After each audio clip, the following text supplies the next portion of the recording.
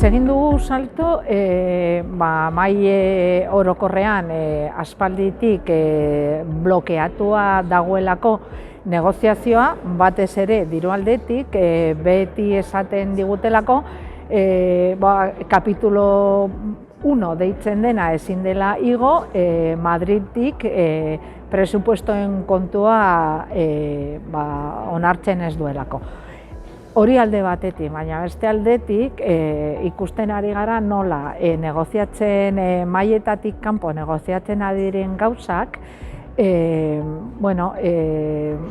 zerbitzu publikoen kalitatearen kontrako gauzak direla, eta pentsatzen dugu hori ezin dela onartu.